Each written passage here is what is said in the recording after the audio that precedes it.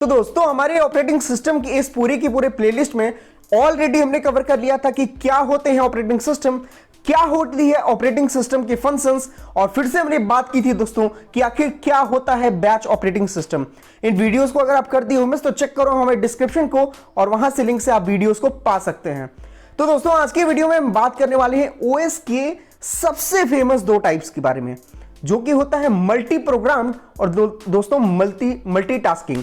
Multi programmed और multitasking OS के सबसे इंपॉर्टेंट टाइप्स हैं, जिसमें दोस्तों मल्टी प्रोग्राम तो है ही, मल्टीटास्किंग को हम मल्टीटास्किंग को टाइम शेयरिंग भी कहते हैं। दोस्तों जो टाइम शेयरिंग है वो मल्टीटास्किंग होता है।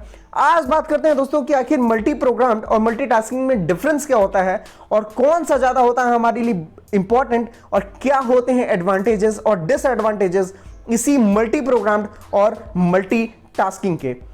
तो दोस्तों मल्टी प्रोग्राम की अगर हम बात करें तो ये नॉन प्रिमिटिव होता है, और मल्टी टास्किंग की अगर बात करें यानी टाइम शेयरिंग की बात करें तो दोस्तों ये प्रिमिटिव होता है।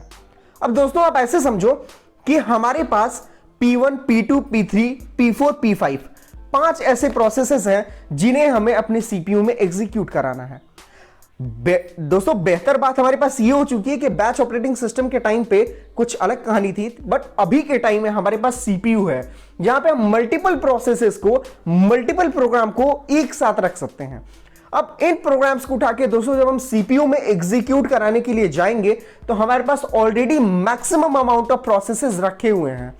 हमें दोस्तों प्रोसेसेस का वेट नहीं करना पड़ेगा, ऑलरेडी हमारे पास बहुत सारी प्रोसेसेस हैं जो हमारे पास रखे हुए हैं। ऐसे में दोस्तों सीपीयू जब P1 को एग्जीक्यूट करेगा तो P1 को एग्जीक्यूट करता जाएगा जब तक P1 खुद ना बोल दे कि मुझे जाना है एक अदर फोल्डर में किसी डेटा को एक्सेस करने, या फिर मुझे किसी इनपुट आउटपुट डिवाइसेस को एक्सेस करने के लिए, मुझे यूज करने के लिए। जब तक P1 खुद ऐसा नहीं बोलेगा तब तक सीपीयू हमारा P1 को एग्जीक्यूट करता रहेगा। अब जब दोस्तों P1 को जरूरत पड़ी हमारे इनपुट आउटपुट पेरिफेरल्स को यूज करने की या फिर किसी डेटा को एक्सेस करने की, ऐसे में P2 भी आ जाएगा और एग्जीक्यूट होने लगेगा। तो दोस्तों ये है कुछ मल्टी प्रोग्राम्ड का कॉन्सेप्ट, जिसमें दोस्तों P1 तब तक एग्जीक्यूट होता है जब तक वो जाता नहीं सीपीयू को छोड़ करके किसी भी इनपुट आउटपुट को या किसी भी फाइल को फेच करने, तब तक दोस्तों P1 का ही प्रोसेस चलता है। और जब वो चला जाता है तो सीपीयू इस केस में दोस्तों आइडल नहीं रहता है। इसकी सबसे बड़ी एडवांटेज क्या है, सीपीयू आइडल हमारा नहीं रहता है, P2 तुरंत आकर के एग्जीक्यूट होने लगता है। दोस्तों ये है कुछ कहानी हमारी मल्टी प्रोग्राम्ड की। बात जब करते हैं दोस्तों मल्टीटास्किंग की, तो मल्टीटास्किंग को सबसे पहली बात तो टाइम शेयरिंग भी कहा जाता है। पहला चीज आपको क्लियर हो गया होगा। दूसरी चीज ये कि ये नॉन प्रिमिटिव नहीं बल्कि प्रिमिटिव होता है, यानी दोस्तों टाइम शेयरिंग जो हमारा है वो प्रिमिटिव होता है। अब इसमें क्या होता है कि P1, P2, P3, P4, P5 same example इसमें भी हम लेते हैं। 5 हमारे पास ऑलरेडी प्रोसेसेस रखे हुए हैं।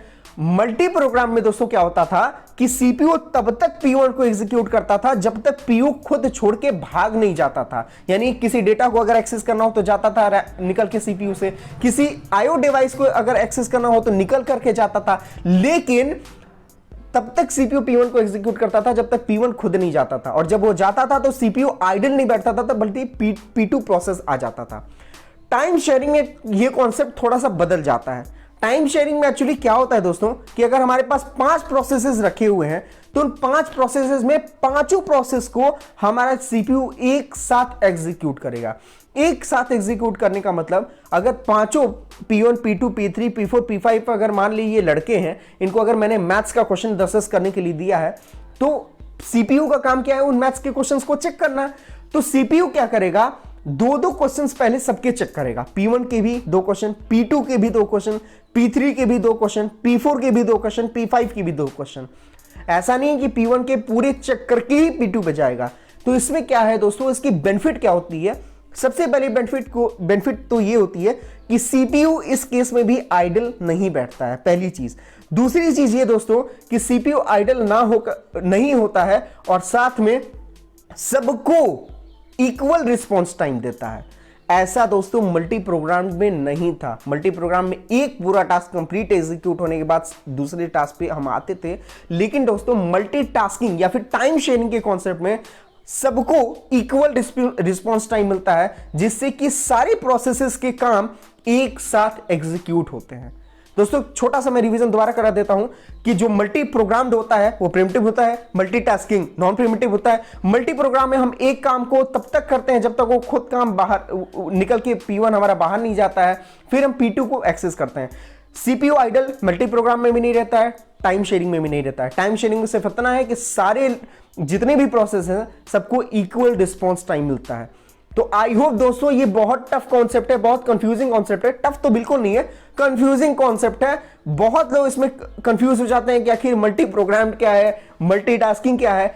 तो आई होप आज हमारी वीडियो से आपको मिल गई होगी बिल्कुल परफेक्ट जानकारी इस बारे में कि आखिर ये मल्टीटास्किंग, मल्टी प्रोग्राम्ड ये क्या होते हैं। अगर आपको कोई डाउट है तो आप हमारे कमेंट सेक्शन में लिखें, मैं आपको इंडिविजुअल भी आंसर दूंगा और जरूरत पड़े तो उस पर फर्दर वीडियोस बनाऊंगा। तो आई होप दोस्तों मिल गई होगी आपको बहुत सारी जानकारी हमारे इस वीडियो से और क्लियर हो गया होगा आपका कॉन्सेप्ट कि क्या ही है मल्टीटास्किंग और क्या ही होता है मल्टी प्रोग्राम। तो दोस्तों हमें कर लें सब्सक्राइब ताकि आपको मिले ओएस से रिगार्डिंग सारी वीडियोस जैसे ही हम यहां से अपलोड करते हैं।